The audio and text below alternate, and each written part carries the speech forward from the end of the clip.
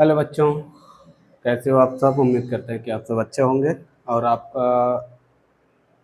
आपकी जो पढ़ाई है वो बेहतर ढंग से चल रही होगी। तो आज हम क्लास 10 यूपी बोर्ड हिंदी का संस्कृत का पहला अध्याय जो है उसका हिंदी अनुवाद देख रहे हैं।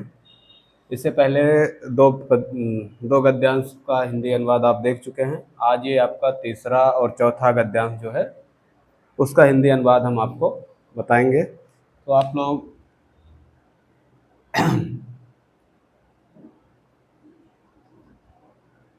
ये आपका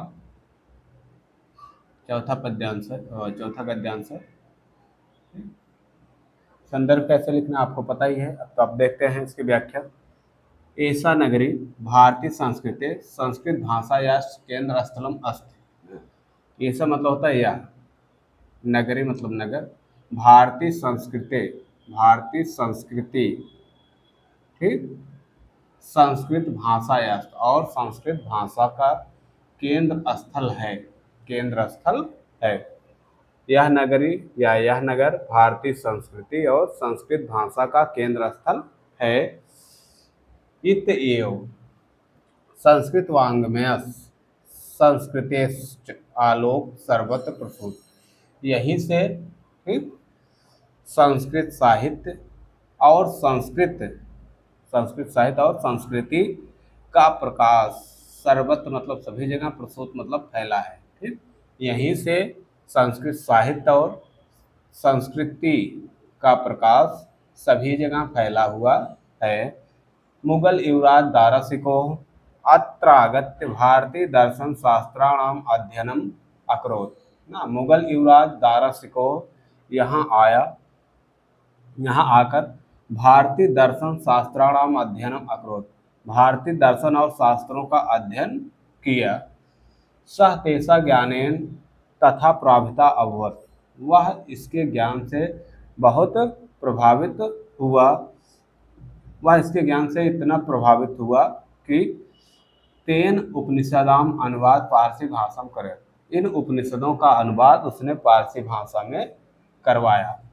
ठीक, देखो, यह नगर भारतीय संस्कृति और संस्कृत भाषा का केंद्र स्थल है। ठीक, यहीं से संस्कृत साहित्य और संस्कृति का प्रकाश सभी जगह फैला है। मुगल युवराज दारासिको यहाँ आकर भारतीय दर्शन और शास्त्रों का अध्ययन किया। वह इसके ज्ञान से इतना प्रभावित हुआ कि उसने इन उपनिषदों का अनुवाद पारसी भाषा में करवाया। ये हो गया आपका गद्यांश नंबर 3। ठीक, अब चौथा देखते हैं। इयम नगरी विविध धर्माणाम संगम स्थली। यह नगरी विभिन्न विभिन्न धर्मों की संगम स्थली है। ठीक, महात्मा बुद्ध तीर्थंकर पार्श्वनाथ, महात्मा बुद्ध तीर्थंकर पार्श्वनाथ जैन धर्म के ठीक, शंकराचार्य, कबीर दास, गोस्वामी तुलसीदास, अन्य बहुत सारे महात्मा यहाँ आकर अपने विचारों को फैलाया, यहाँ आकर के अपने विचारों को फैलाया।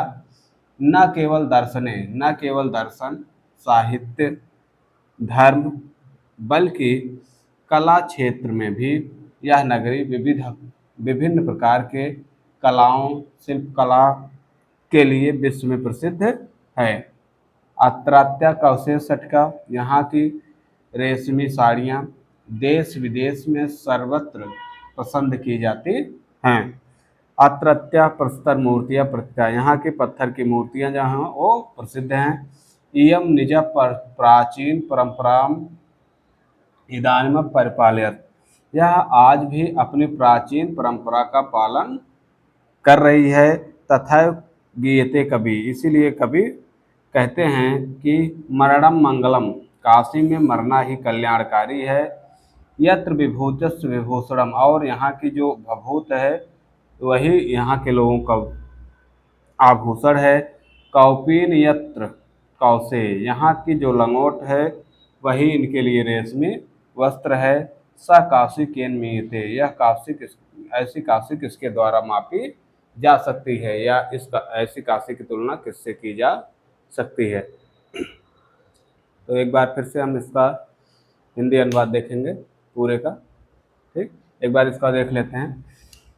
इयम नगरी विविध विविध धर्माणाम संगम स्थली, यह नगरी जो है विभिन्न धर्मों की संगम स्थली है। महात्मा बुद्ध, तीर्थंकर पार्श्वनाथ, शंकराचार्य, कबीर, गोस्वामी तुलसीदास, अन्य बहुत सारे महात्मा यहाँ आकर अपने विचारों को फैलाया। न केवल दर्शन, साहित्य, धर्म बल्कि कला के क्षेत्र में यह नगरी विभिन्न प्रकार के कलाओं, शिल्प कलाओं के लिए विश्व में प्रसिद्ध है। यहाँ की रेशमी साड़ियाँ देश विदेश में सभी जगह पसंद की जाती हैं। यहाँ की पत्थर की मूर्तियाँ प्रसिद्ध हैं। यह आज भी अपनी प्राचीन परंपरा का पालन कर रही है। इसीलिए कभी कहते हैं कि काशी में मरना ही मंगलकारी है या कल्याणकारी है।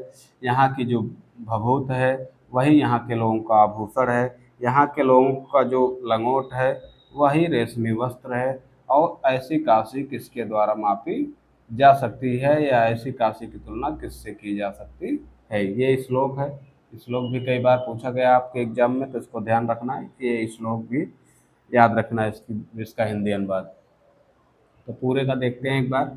यह नगरी भारतीय संस्कृति और संस्कृत भाषा का केंद्र स्थल है। ये यहीं से संस्कृत साहित्य और संस्कृति का प्रकाश सभी जगह फैला है। मुगल युवराज दारा शिकोह यहाँ आकर भारतीय दर्शन और शास्त्रों का अध्ययन किया।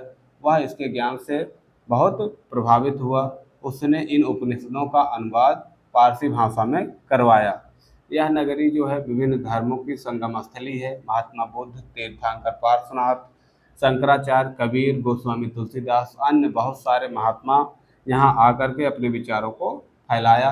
न केवल दर्शन, साहित्य, धर्म बल्कि कला के क्षेत्र में यह नगरी विभिन्न प्रकार के कलाओं, शिल्प कलाओं के लिए विश्व में प्रसिद्ध है। यहाँ की रेशमी साड़ियाँ देश विदेश में सभी जगह पसंद की जाती हैं। यहाँ की पत्थर की मूर्तियाँ प्रसिद्ध हैं। यह आज भी अपनी प्राचीन परंपरा का पालन कर रही है। इसीलिए कभी कहते हैं कि काशी में मरना ही मंगलकारी है। वहाँ की जो भभूत है वही उनके लिए आभूषण है। वहाँ का जो लंगोट है वही उनके लिए रेशमी वस्त्र है।